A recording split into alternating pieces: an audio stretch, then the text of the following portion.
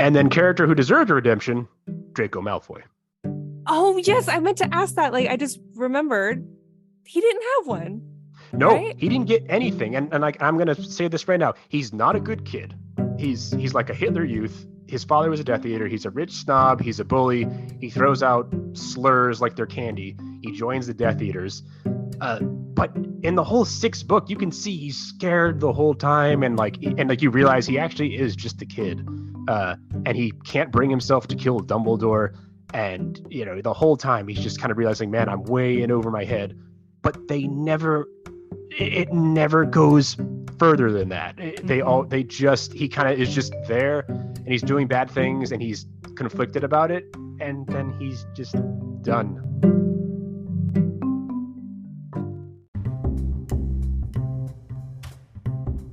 Welcome to Speculative Sandbox, your audio playground for creative storytellers.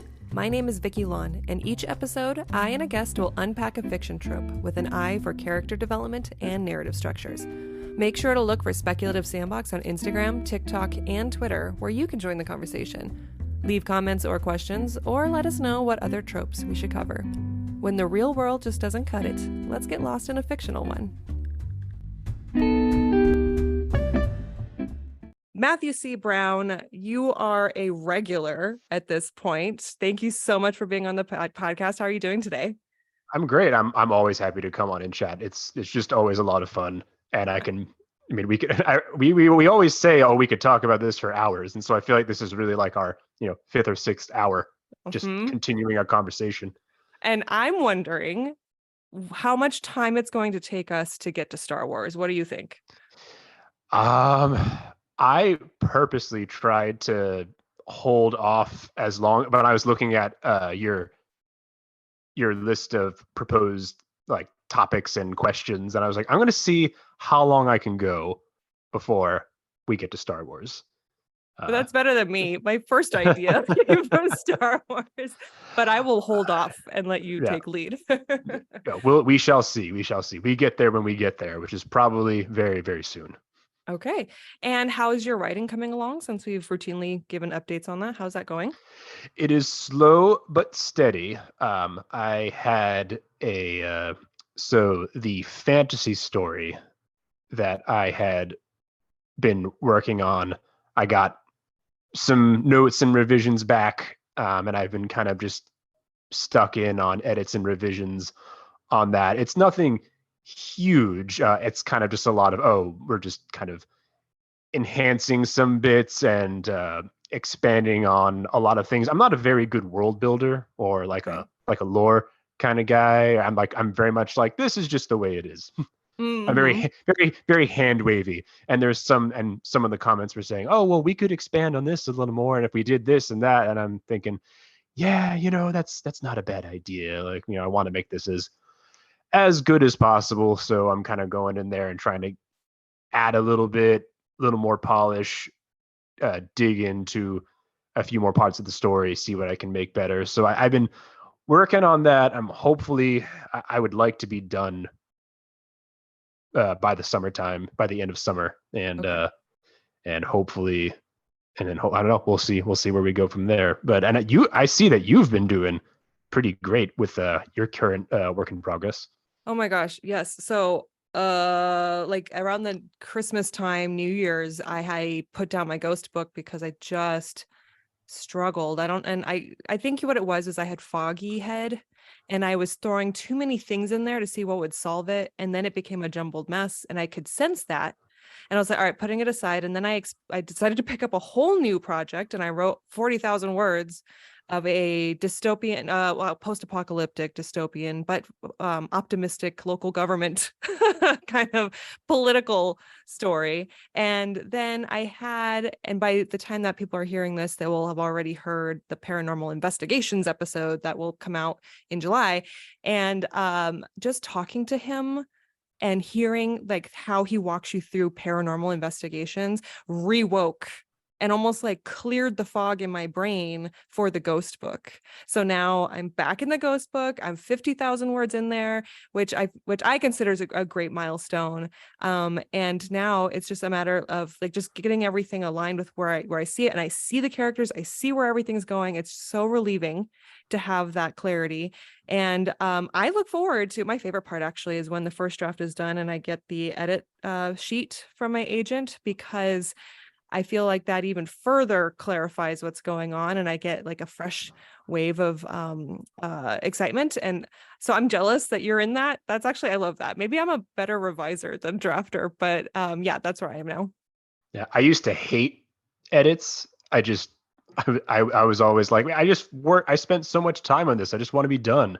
Mhm. Even though rationally I know that, it's a first draft and it's going to be messy, and, it absolutely needs to be. So there's no, especially with the way I write, we've talked before, I think, about how I tend to not do a whole lot of outlining, or not very extensive. Mhm. So there inevitably ends up being things where I'm like, okay, this was clearly a part where I had an idea hit me right in the middle, and now I have to kind of go back and make it look like I knew what I was doing the whole time. Does your agent give you like a sheet of like revision requests, like where it's kind of more conceptual, like not getting down into the weeds of any sentence structures or anything like that, correct?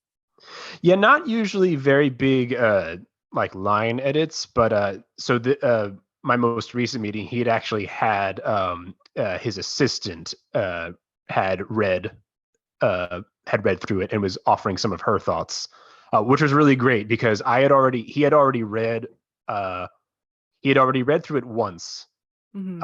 and then I got his feedback, and then I went through and did another larger overhaul, uh, and then got a different perspective, which was really cool to hear somebody else talk about it, because I already kind of knew what my agent thought about a lot of it, knew kind of where he stood. So to get the different perspective, which is really useful, because I think even if you don't end up, they always say, with when you're receiving feedback, you want to check and make sure that you're not just taking it, and that you consider it, and you take it or leave it, like whatever works for you, because you don't want to compromise your vision, but you also want to have an open mind about how you can make your book better, because Yeah. that's ultimately what they want to do. uh, so it is interesting to get these different pieces and thoughts and kind of look at them from all different angles and think, well, like, I don't know if I want to do this, but they have a point about this, and so I could do this instead. And that Mhm. it's very cool to it's a cool process to be able to just take the way someone sees it and use it however you can to just make your book better.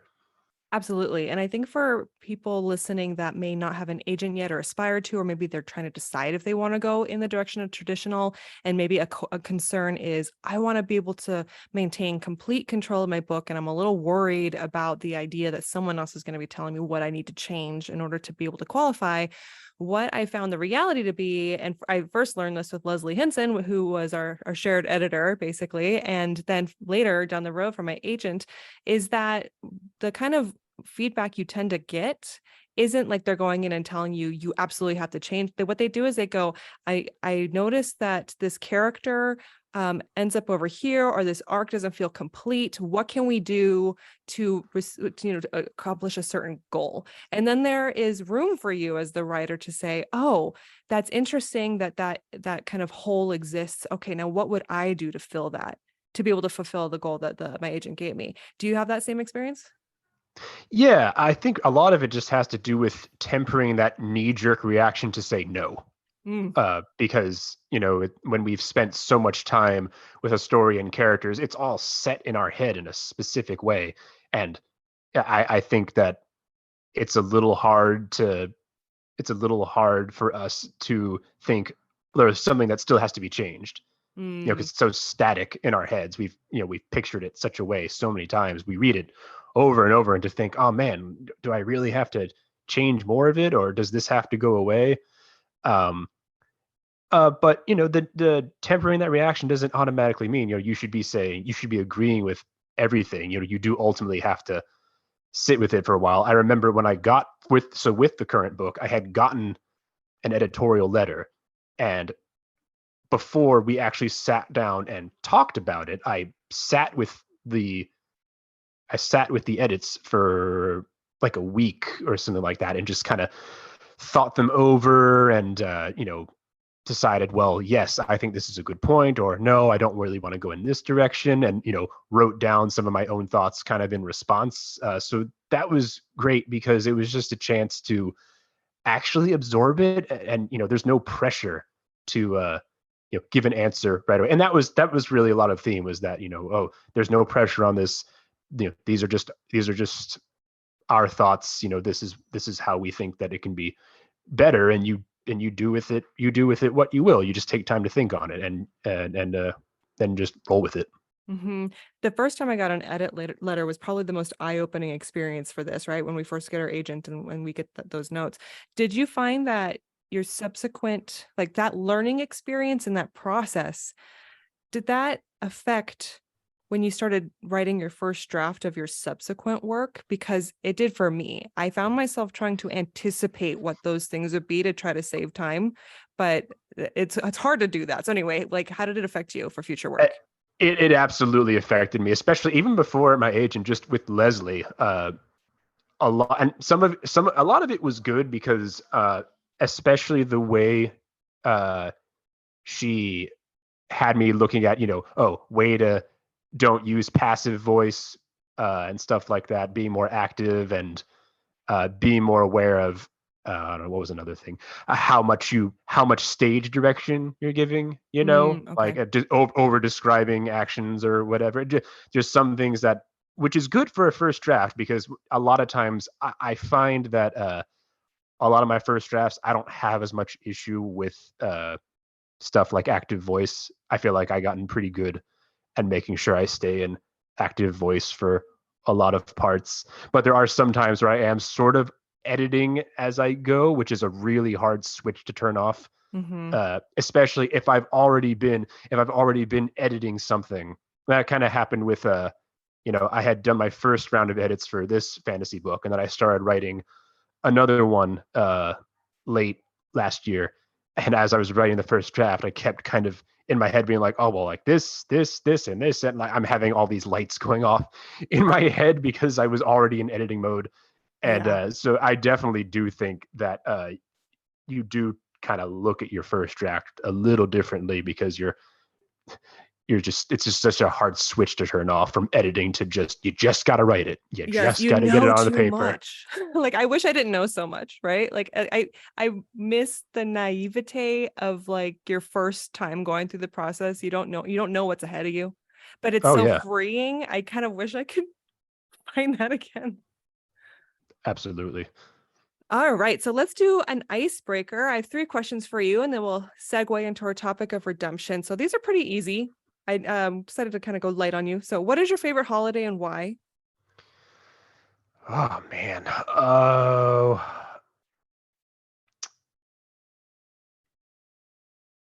I don't know. That's a hard one. I do like I guess I do kind of like uh 4th of July. Uh Not necessarily because I'm a super patriotic person, but it's just, I don't know, there's usually a lot of cool things going on. You get to eat barbecue. Mm-hmm. Uh Although, I do really like as far as food goes, uh Rosh Hashanah, uh for those Jews out there, heyo, the food for Rosh Hashanah in the fall is just magnificent. You get brisket, you get challah bread. That's the good stuff. Nice. That's awesome. I participated in some holidays. My stepmom is Jewish, and she's invited me to. There's a event at her synagogue, correct? Where we all made challah bread together. Is Yes. that okay? Yep. Yes, Yep. and you knead it for a really long time by hand, and we're all at the tables in the bowl with our own individual bowls, and then you can decide how to customize the bread. I had so much fun. It's such a great communal experience. You really do have to knead that bread for a long time. Yes. It's a workout. You're sore the next day. Okay, finish the sentence. It's not summer without. Bathing suits. Okay. And if someone were to consider you a villain, only because we're talking about redemptions here, who would it be and why? Why would you be their villain? The cat, because I'm trying to put flea medicine on her. Aw. So do you have a redeemable storyline? I gave her treats afterward. All right. Well, redemption is a specific kind of character arc. So let's unpack what a standard journey would look like. So this is for our writers out there who want to work a redemption story. Do you just at the very end of the story decide, hey, you know what? I'm just going to make my villain do something good and now everything's better? Is that the approach, or do you do something else? What are your thoughts? What's the template? I mean, some people think that they can do that. I've definitely seen that before, but no, usually your character, your character, the arc itself usually start because that arc could come anytime for the character. I mean, sometimes you have a character who's good and that is not so good, or maybe they didn't start good. Either way, it's a character who has previously done something wrong, or they've hit rock bottom, or they're just not considered they're considered evil, or just not a good person overall. Um, they could just be the straight up bad guy, or maybe they're a fallen from grace good guy, something like that. That's usually wherever you might consider the starting point of the arc itself. Mm-hmm. Maybe they've got a sympathetic backstory, or there's something in there that makes people, maybe they don't like them, but they're interested in them. At least they're invested in them. Certainly, if they're a good character that falls from grace, you're obviously kind of rooting for them from the outset, because you're just like, wait, you used to be good. What happened? But then if you have someone who's bad, starts bad, they're introduced to you and they're bad, then that might someone might not know right away that they want them, that they like them, or that they want them to become good. Mm-hmm. Uh, Yeah, it seems like there has to be enough, because eventually they're going to make a transition, right? There's going to be an obstacle or there's some moral shift to yeah, inspire the change at the end. So there has to be room for that, at least planned, I guess you can yeah, say. So that makes sense. yeah. At least at some point they're going to have some kind of internal conflict. Whatever spark, either they always had it, or maybe they didn't have it before, but something happens that makes them start to kind of question themselves and their situation. They reconsider who they are or what they've done, and then maybe they start taking small steps toward the path of redemption, which can take many different forms. Maybe they do it on their own. Maybe there's another quote unquote good character that's kind of leading them in that direction, or is inspiring them with, their opposite perspectives, that starts to make them go toward the light, as it were. So then what are some examples of redemption in speculative fiction? So one of my favorites, and I think anyone listening who is a diehard redemption fan is probably thinking about this already. Prince Zuko from Avatar: The Last Airbender Mm-hmm. is widely considered one of the best redemption arcs in really of all time, I think, and I have to agree with them.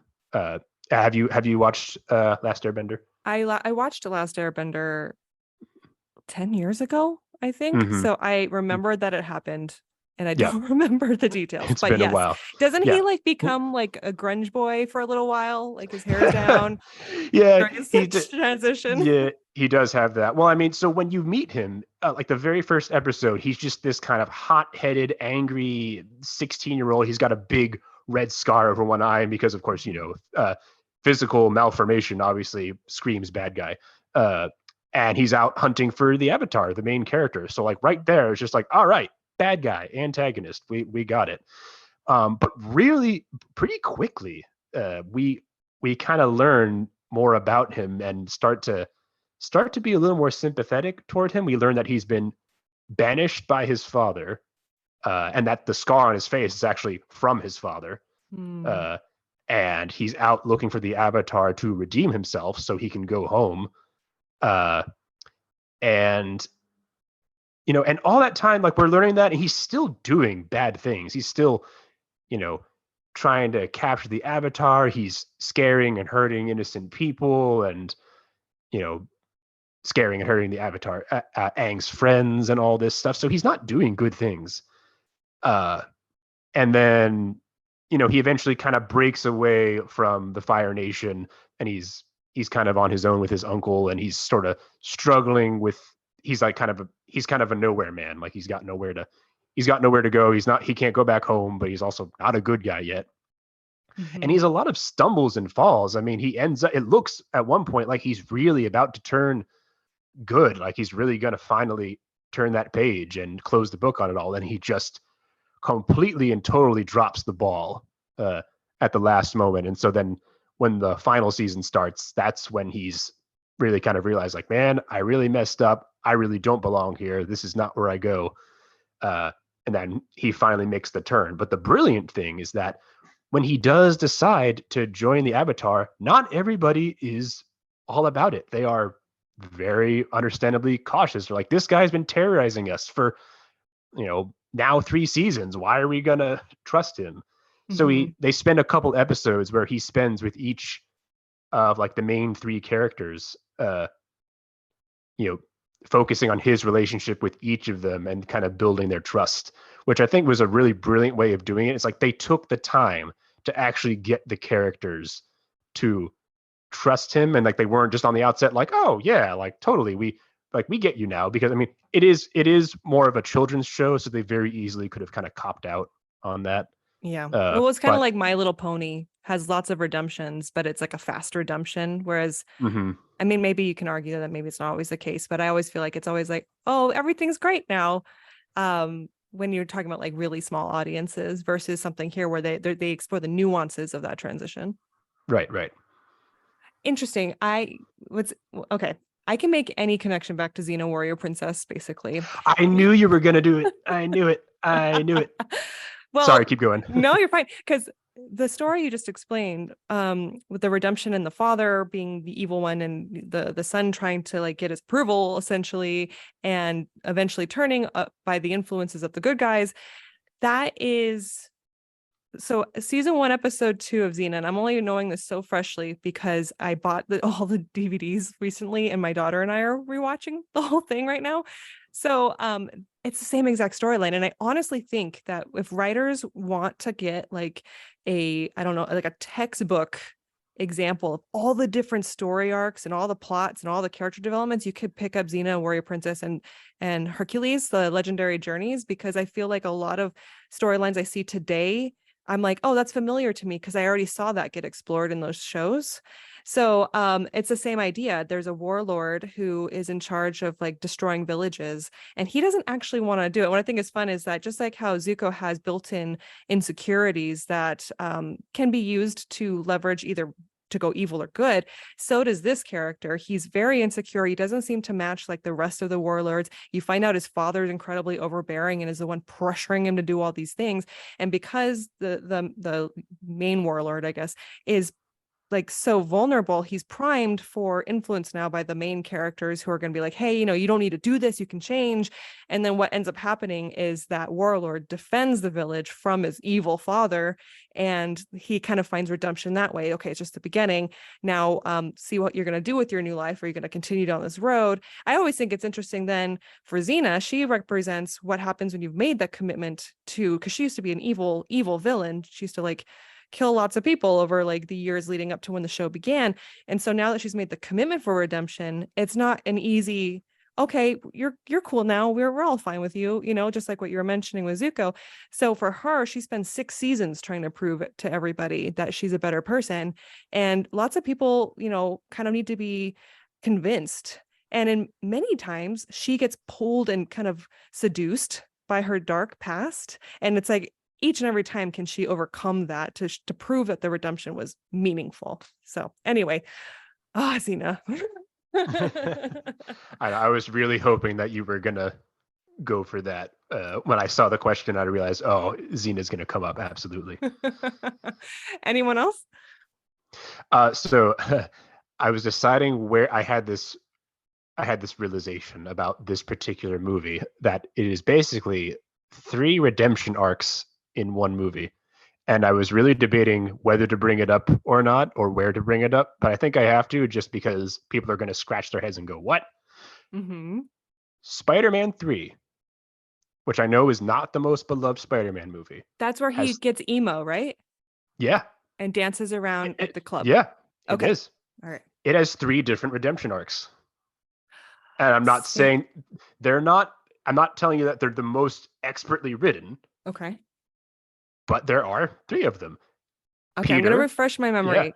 Okay. yeah, Is Sandman in this one? that is Sandman, yes. Is he one of them? Yes. Okay. Okay. That's the only one I remember. Okay. Keep going. Yeah. So you have Peter, who Okay. starts the. I mean, his is kind of like the one that's self-contained to this movie, because he starts the. It's a little bit like a tragic hero sort of thing, where he starts off like on top of the world.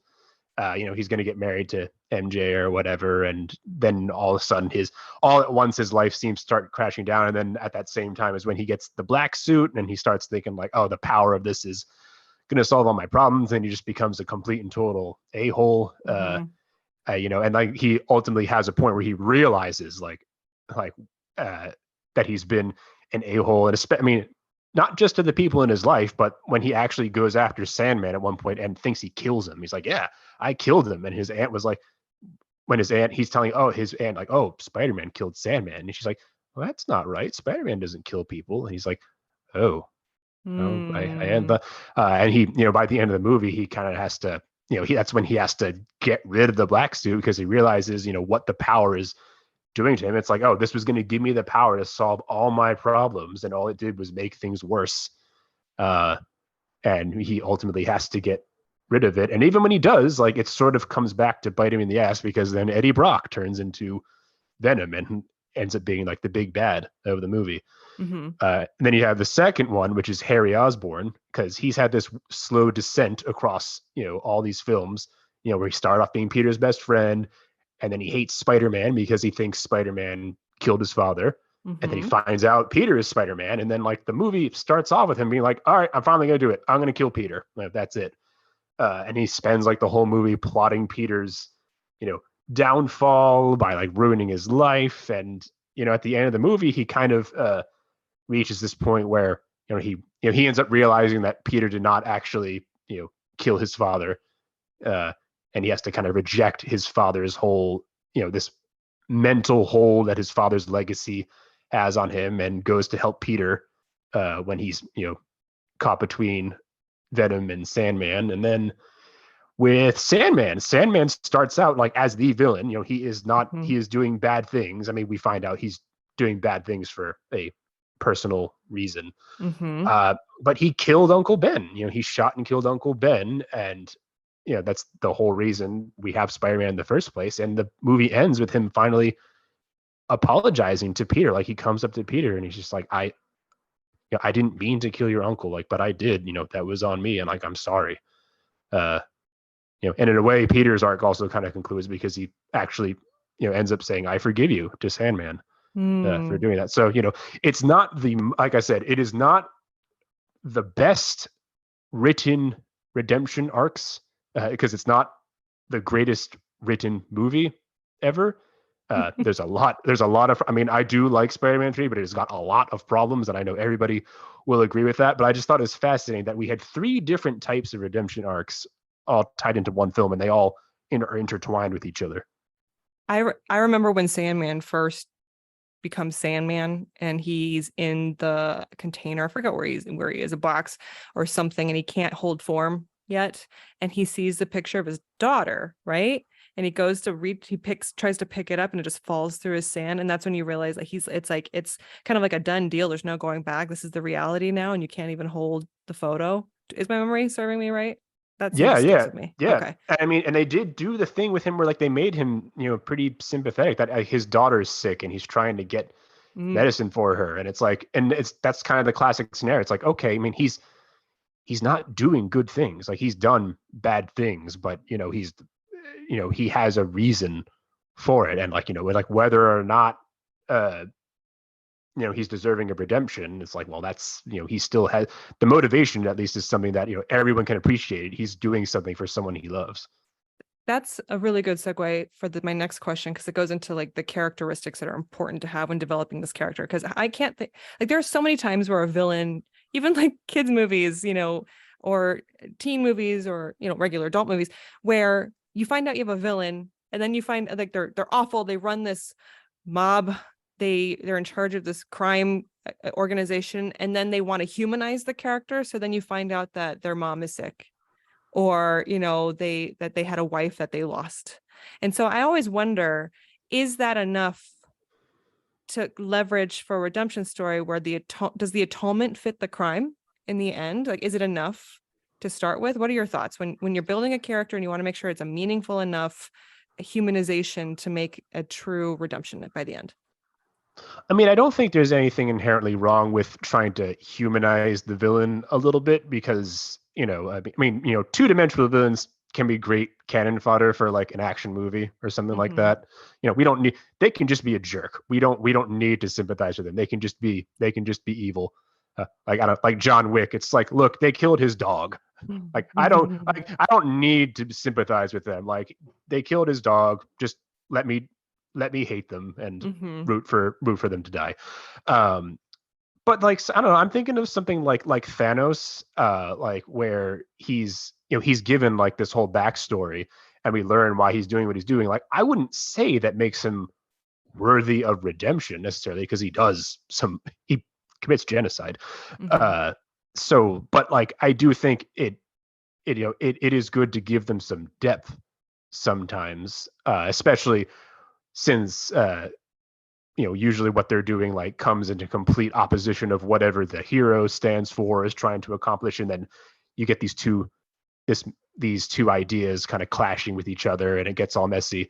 But usually, if you're trying to redeem them, the character's got to have something at some point that makes you like rooting for that to happen, or at least kind of makes you realize, it's like, okay, well, they're not good, but like, I don't really want them to die, or like, I want to see where they go. And that could be anything. I mean, maybe maybe there's something that, like, it could be something that makes them sympathetic, kind of like you said, like, oh, their wife died. Like, I don't, like Mr. Freeze, Freeze's wife like was ill, and like he had cryogenically freezes her, which makes him a bit more sympathetic than most Batman villains, because everybody else is just kind of out to be like, I want to kill Batman, and Mr. Freeze is kind of like I only want to kill Batman if he gets in the way of saving my wife. But then there could be something like, I don't know, like if they've been poisoned mentally by the influence of someone else, or another great way is if you have someone else who is like the big bad, and the redemptive character is kind of secondary. So like, for example, you have Zuko, going back to Zuko, but the big bad of the series is the Fire Lord, his father, who is just uncompromisingly evil. And you also have his sister Azula, who is sadistic and just enjoys inflicting pain on others. So you have those two characters who, when you put them next to Zuko, it's like, okay, well, he's done some bad things, but he's not like that. He's not this sadistic person who takes like laughs in glee when he hurts and kills others, and he's not this ruthless warlord that is unfeeling. So when you have them stacked up next to others, it can make it a little easier for people to be like, oh, well, compared to them, they're not as bad. And especially if you push them a little more, and like they start kind of pulling away from the big bads and start to realize the error of their ways, I think that makes them a little more palatable by comparison.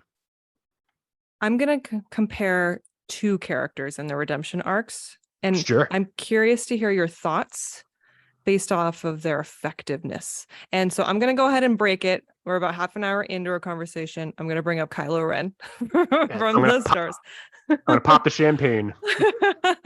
So his redemption was anticipated by a lot of people, or at least kind of guessed, right? Before the third movie came out, I remember there's a ton of people who are big Reylo fans, and they're like, Ben is going to get redeemed. This whole thing's a redemption story. So we're kind of along the lines of people have time and resources now to cherry pick every little thing and talk about it online, and they make these predictions. Then you have Snape from Harry Potter, who was kind of properly hated until you find out in the book that it's relevant that he actually was helping Dumbledore. And then there's like the thing where he loved Lily and he risked his life. He basically died protecting Harry. So one is a redemption that people were able to anticipate. It seemed like everything was kind of spelled out. The other one was considered surprising. What do you think of those two redemption styles? And do you think Snape was properly redeemed by his actions, or is he just an awful person who had a fleeting moment of goodness? A little more. I mean, I don't think. I think the problem with Snape's, no, not the problem. I think the thing with Snape's redemption is less how he was written and more how people interpret it. Like, I think a lot of people are like, oh, like, well, Snape is good now. It's like, well, not really. I think he ultimately. I mean, he's a very complex character. He's kind of a tragic character. These are true. And I do think, like, yes, he does have. It's a weird kind of thing because it's not like he had his transition for redemption was really that, like, it was all in the background all the time. Like, we were always kind of guessing in his allegiance. So it was really one big mystery the whole time. We were never really sure. Like, every time we thought he was going one way, and then, like, it's doubled down at the end of the sixth book when he kills Dumbledore. So it's like, well, how could he possibly be good? And then, like, the whole, you have the whole, what is it? The memories at the end of the seventh book. I know that I can't remember the name for it. I know someone is screaming it right now as they're listening, but it's been too long since I watched or read. Sorry, listeners. Yeah. But he's not a good person. He's just not. He's not a good person. He was helping. He was a Death Eater, and, like, even when he stopped, he was being a Death Eater because he wanted to get with this one girl who was with a guy that he hated, and he and even when he, like, finally realized that, oh, she died or whatever, he was, like, only really sad when she died. Yeah. And then like, even when he was, like, doing all the stuff with Dumbledore and was being an agent, like, he was still being a really crappy person. He was bullying students. He bullied Harry the whole time. He was an 11-year-old kid and he was bullying him just because he was James's son. And he was all like, oh, like, and I think, and especially because he always kept saying how much Harry was like his father, which I really don't think Harry was that much like James, apart from, like, the dueling heroic bits or whatever. And, like, anytime he was ever like James, it was only because, like, Snape saw what he wanted to see, or he kept saying it so much that it became self-fulfilling prophecy. So it's the kind of thing where I think he ultimately does pay the ultimate sacrifice. And I think that was a worthy end to his story. And I think it's a good story for him, but I don't think he's a good person. Yeah. Like, do you think Harry is he deserving of that name that Harry No, named? absolutely. No, and no. He should never have been named. That's the thing. He should never have been named, like, especially, like, God, like, he named him after Dumbledore and Snape, who both were all scheming and conniving the whole book. Why? Like, you didn't want to give one of them, like, okay, what, like, I think he named one of them James, because that was his dad. Couldn't someone have gotten the middle name Hagrid? Yeah. Because Hagrid was, like, the only one of the few adult figures who actually had no ulterior motives with Harry and, like, only cared about looking out for him, had rescued him when he was a baby. But no, we name him after Snape, who, like, yes, paid a large sacrifice with his life and spent his whole life, in Dumbledore's service, trying to, make sure that everything came all right with Voldemort, but like we're gonna name your kid after him? Come on. Yeah, agreed. Okay, well then Okay. how is that compared to Kylo Ren? So Kylo Ren, and there's a little bit of the same where like there's a will he won't he because like they keep doubling, it's the same thing with like when Snape killed Dumbledore. He keeps doubling down on it throughout the whole sequel trilogy, because at first it's like he kills Han, and then in the second movie when he kills Snoke, and you think, oh well, when Vader killed Palpatine, that's when he turned. But instead they kind of turn that around and be like, oh, now I'm the leader of the First Order. It's like, wait, no, that wasn't supposed to happen. And like, he tries to kill Luke, even though like, Luke wasn't actually there. He tricked him. And yeah, and then he like pledges his service to Palpatine and does all this stuff, and then he kind of just has this weird moment where he talks to the ghost of his dead dad that he killed, and He's then a sad boy. He's a very sad emo boy. It's just that I mean, like, and so much of my critique for how it went down with him ties into like Vader's redemption, because that they were trying to mirror that in a way, because a lot of his character is a bit of a commentary on Vader, or like revering the wrong part of Vader, and it just, I don't know, it just does. They kind of tried to do the same thing, and it just didn't work for his character. It was just, I think that Kylo Ren either should have died unredeemed. He just should have died unredeemed, bad guy, or he should have lived and like been working on like redemption. It should have like been a Zuko one of thing. kind of, yeah. Like he didn't, like he just should have, like, as it stands, he just got to be good for, I don't even know, it was maybe like 10 minutes of the movie, and then he just kind of pieced out and died. And like but like, and I mean, and we can talk about Vader a little later. I have my own thoughts on that and why it's not the same. But like I don't know. I think it should have been, should have either died unredeemed or should have lived and been working towards redemption. So then, jumping off of both of those, in today's climate of mass speculation online, it seems like someone always has figured out whether or not a character is supposed to be redeemed. And of course, the redemption point is supposed to be a twist or like a big climactic part of the story. So maybe we don't necessarily want that to be so obvious or be revealed beforehand. But can a redemption arc be a surprise? Is it possible to surprise people now? Yes. I think, I mean, as long as, I mean, there is, I mean, I don't know if a surprise is in doing it last minute like Kylo Ren. No, that's not good. But it can be surprise as in like as opposed to Zuko, who we sympathize with pretty quickly. Someone like Jaime Lannister, who like, I know like people don't like the way his story ended, but how he got there. I mean, he starts off, okay, first he's Cersei's brother. He's this arrogant, Prince Charming looking pretty boy. He's called the King Slayer. He pushes Bran Stark out of a window in the first episode of the series. Like, I think that like attempted child murderer kind of makes you already a pretty rough target. Yeah. And then he spends, he tries to kill Ned at one point, and then in season 2 he's a prisoner, but he's just such a pain in the ass the whole time. And I think that people were just like, he's just such a prick. Like, why? and he's Cersei's brother, so like, and they're a weird incestuous couple. Like, why? I don't like him. But then in season 3, he gets his hand chopped off, and he's kind of humbled for a while, because now it's like, oh, well, I used to be the best swordsman in Westeros, and now I'm not.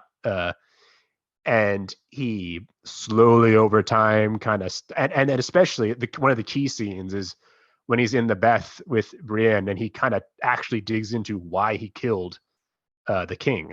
And it was like he actually was trying to save people because the king was going to burn down King's Landing, but it's like nobody else sees it that way. And it kind of it's a really, really interesting moment, because up until now, everyone's been calling him Kingslayer, and especially like Ned Stark really looked down on him because he's so honorable and was like, he murdered the king. That's that makes you dishonorable. But it's like, oh, like, no, from his perspective, and I think it's kind of understandable. It's like he really thought that he was saving people by murdering the king because the king had gone mad and wanted to burn down King's Landing. So from his perspective, he's like kind of the unsung hero. He's like, I saved however many lives, and all anyone can do is point fingers at me and call me Kingslayer. It's like, oh, he's kind of got a point. Like as much bad stuff as he's done, I don't know that that's necessarily one of them.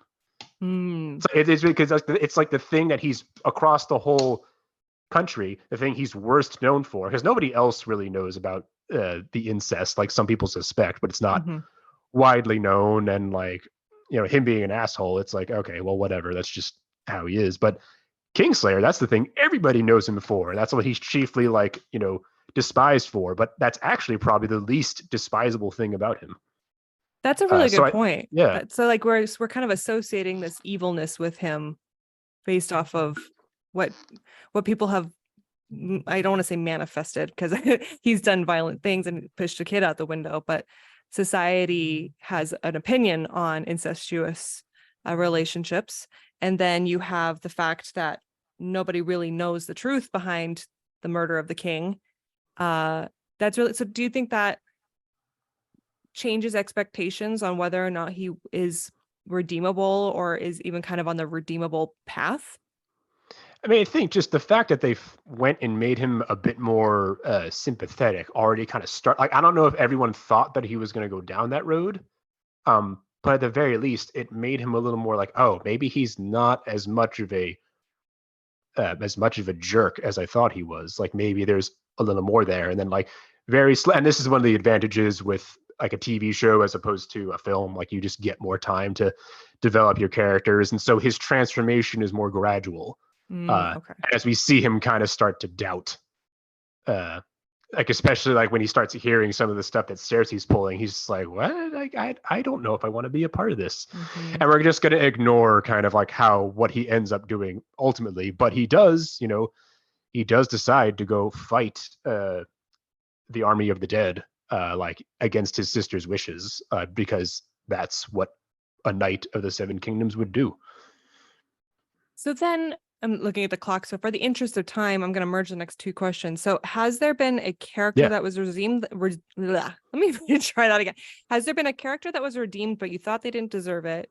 And is there a character that should have been redeemed, but wasn't?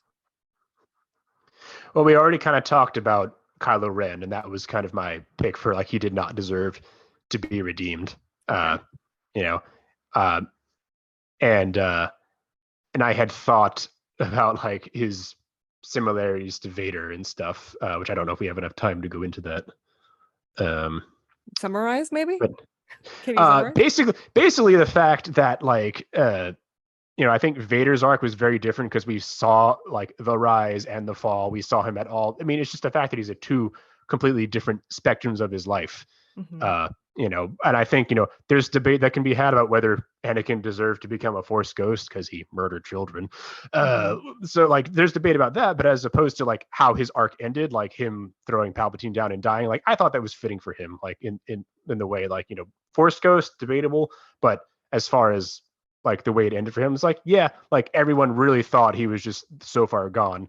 And all except Luke. And I will also say in some of the expanded books, the point of view on that is expanded on with Leia a bit and her perspective on Vader, which I think I might actually talk about that in the last question. But anyway, and then character who deserved a redemption, Draco Malfoy.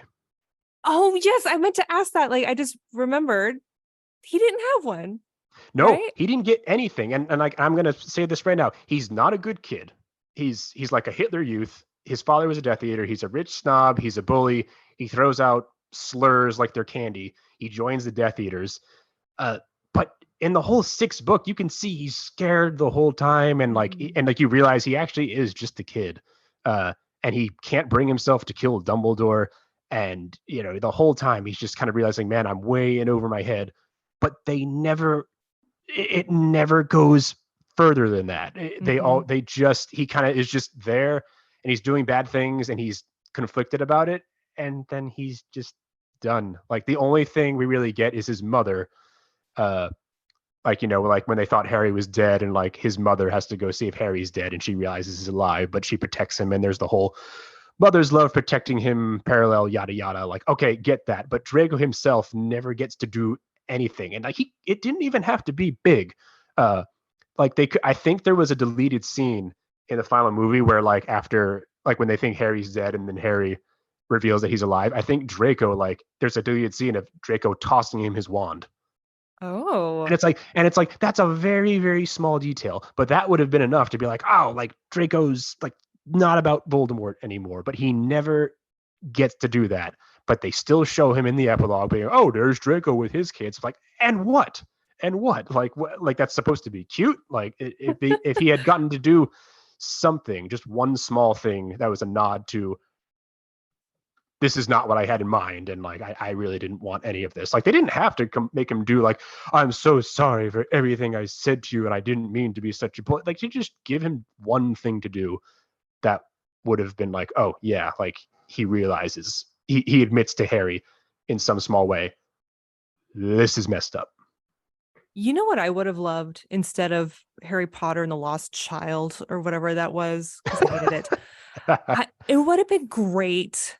And HBO is doing a redo, right, of Harry Potter?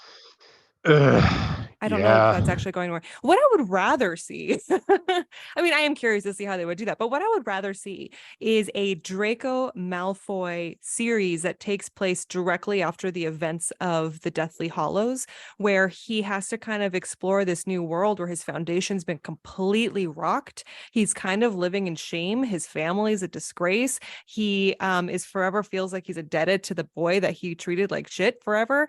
And maybe his redemption could be unfolded that way, but he's in this world where you know, he, like you said, he's a Nazi kid, but now the world, like, he doesn't have that foundation anymore to support his awful ways. So does he have it in himself to kind of grow from there? Like, I would love to see that.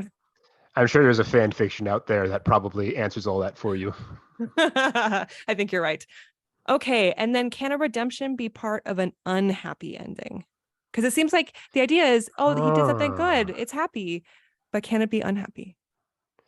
Can it be unhappy?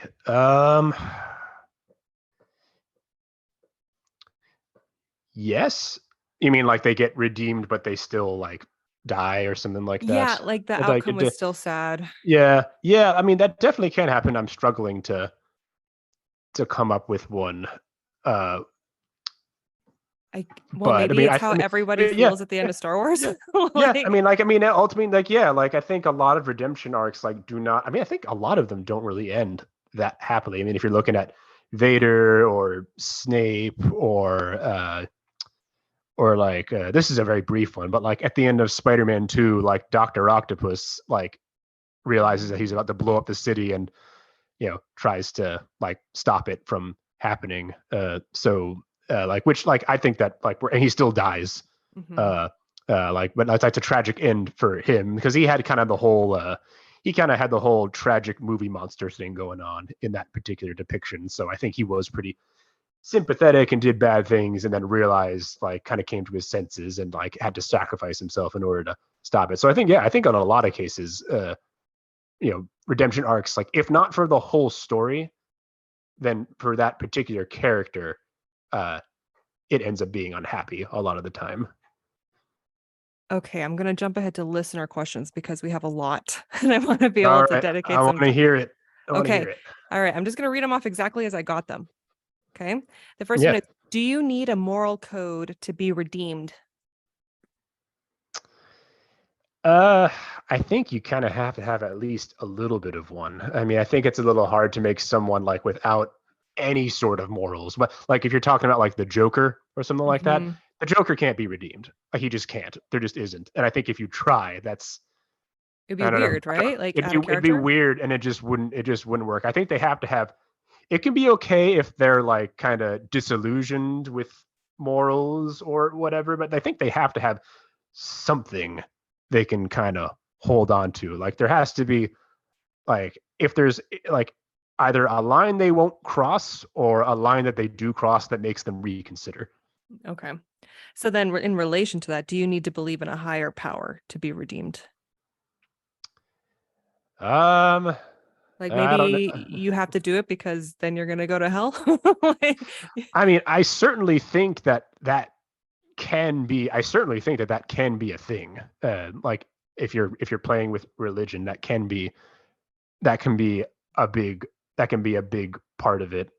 There's kind of an arc that's somewhat like that in the Stormlight Archive books that I've talked about before. There's a character who is a main character, and just to summarize, he basically has no memory of the awful thing that he did. Like he had it wiped from his mind and he can't remember it. But when he does remember it, he like, re-experiences the whole thing. And like part of the way that led him to that was like trying to learn more about the Almighty, like which they refer to as God.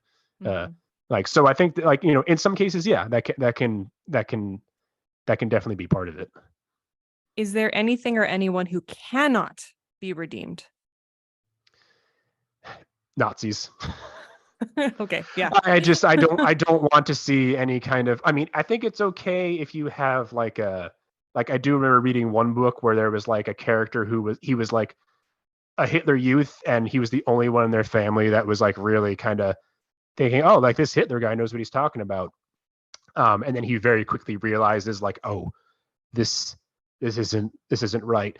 But the thing with that is that like he kind of figures it out pretty quickly, and it's like he already has his family like alienating him. So it's like so I think he has an anchor for it. But if you're just talking about like, oh, I don't know if it's like I don't know if it's a romance book and it's like a Nazi is the Mm, romance lead and like I don't know yeah. or something like that. It's like I don't want to see that. Please don't Yeah. make me. Please don't try to redeem the Nazi character, please. Next question. I have accidentally killed John Wick's dog. Is there any hope for me?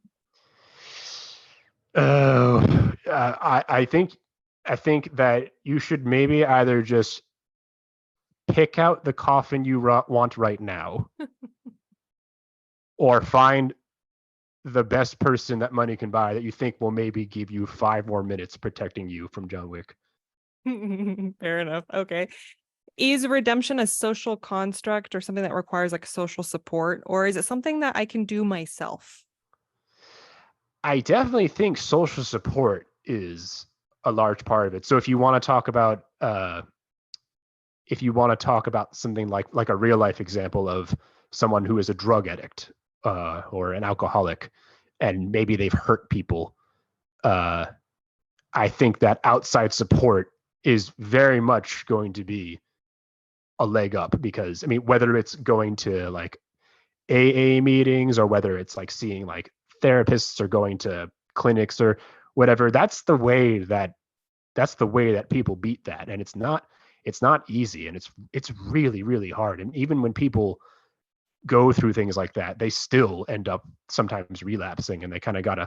And I think when they relapse, the way to the way to beat it is with support. So that absolutely is the best one of the best ways that you can, as far as real life redemption, get yourself back on your feet.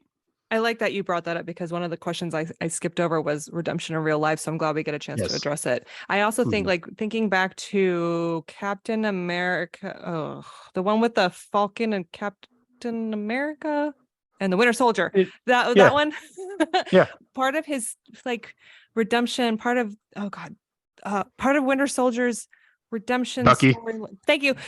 Bucky's process was to actually talk to the people that he'd hurt and Hmm. apologize. That's part of the process. So I do feel like when if your actions have hurt somebody, um, I think important part of that process is to acknowledge that to those you are able to reach out to, because that's part of the healing and almost like the communal healing as well. And I'm trying to remember if it's also part of if that was modeled after the AA,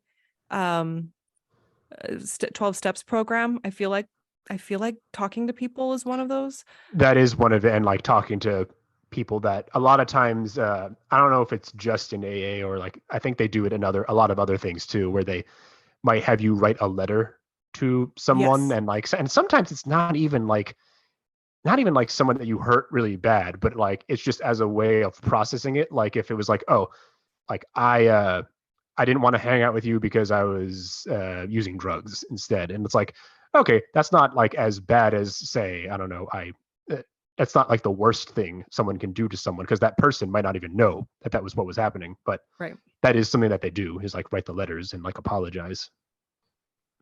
If I am a ghost, can I redeem myself for my actions done while alive? You may need someone living to help you out. I feel like that's usually the case. Okay. Do I have to be sorry about what I originally did to be redeemed for it? I think it would help, because if not, then it's a little hard for people to really buy into the.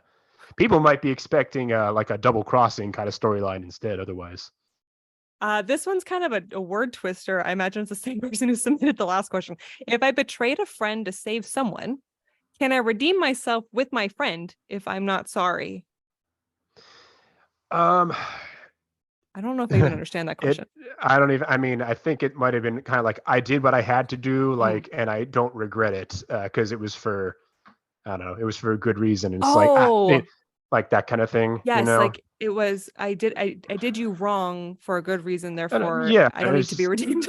yeah, I'm just like that's a little bit self-righteous. Uh, that's overall. Like I'm sure that there are cases where, yeah, I can't think off the top of my head, but stories of characters that like had to do something that hurt other people to betray people and like or for a good thing, and like maybe they have to get back into those people's good graces to do it. But I think like Mm. certainly with most redemption arcs, someone's got to be sorry at some point. Like it just like I think that's just a key part of it. Like however they say it or do it, it like happens at some point. Can truly evil characters ever be redeemed? That really is the question, isn't it? And I think this is a good time to jump back onto the Vader Okay. discussion. So I mentioned before in some of the Star Wars books and comics, they dig in a little to Leia's thoughts about Vader. There was a book called The Princess and the Scoundrel by Beth Revis. And it mostly focuses on Han and Leia, like immediately following Return of the Jedi. And a lot of the early part of that book is Leia struggling with the fact that Vader was her father.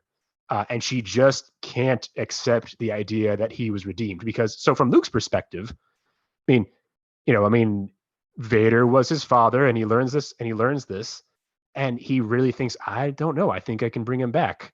I think I can bring him back to the good side, and he ultimately does, and he sees Anakin have this whole, last moment where he takes the mask off and becomes Anakin again, and turned against his master that had manipulated him. And so in Luke's eyes, it's like, like Anakin was redeemed. But in Leia's eyes, it's like he was complicit in blowing up my planet Yes, and that's what I killing think too. and killing and killing my my adoptive parents, who for all intents and purposes were her real parents to her. Hmm.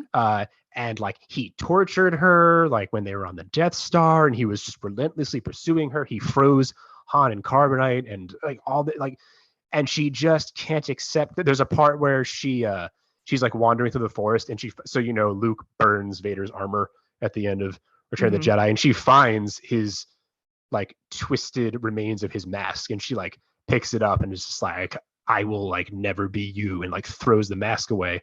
And it's like she cannot, and she doesn't even want to like Luke tries to tell her like, oh, you're also strong in the force, and she's like, I don't want to be, because he was strong in the force too, and what if I end up like him? And she's just like, she cannot fathom the idea that Vader was ever redeemed, because she did not get to witness the turn. And she just kind of is like, hey, look, if that's what you saw, then that's fine.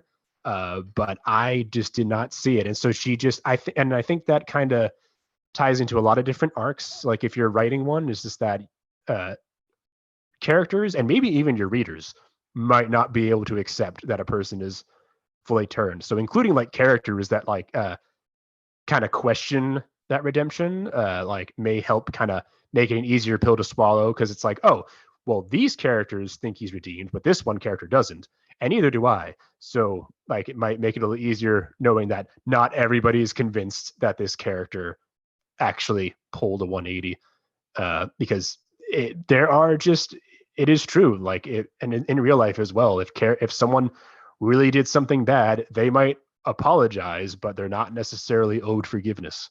Oh, that's a really good point. And I completely forgot Leia's perspective. I would Yeah, absolutely feel the way that she would feel, especially after the planet got obliterated. I highly recommend the Princess and the Scoundrel audiobook. They have two different narrators, one for Han, one for Leia.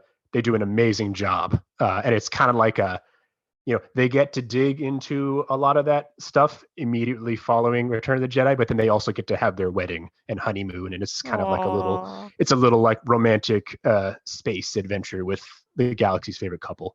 Cute. Okay, final listener question. Does a character have to change for a good story? I'm not sure if the word like if the character has to change in order for the story to be good, or Yeah, I guess my takeaway is like, do they have to be redeemed to make the story good?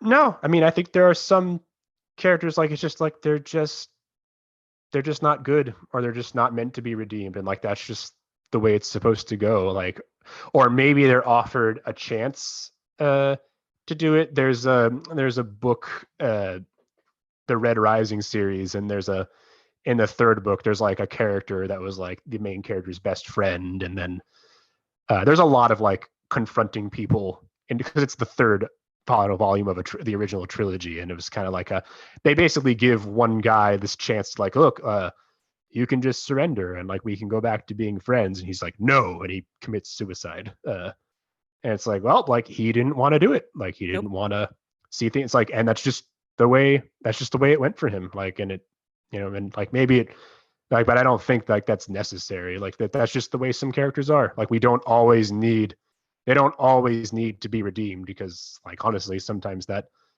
doesn't always give them depth, and it doesn't always give depth that's necessary to the story, and sometimes it can be detrimental to it. Yeah, like maybe that's just not their character purpose. I think of Guardians of the Galaxy Volume 3, where you have the main villain. There's no redemption. He's just an evil, evil, evil man. But Yeah, the story is about Rocket and how he has to heal and continue life after having all these atrocities happen to him when he lost his friends. Like that's the heart, and the stories with him.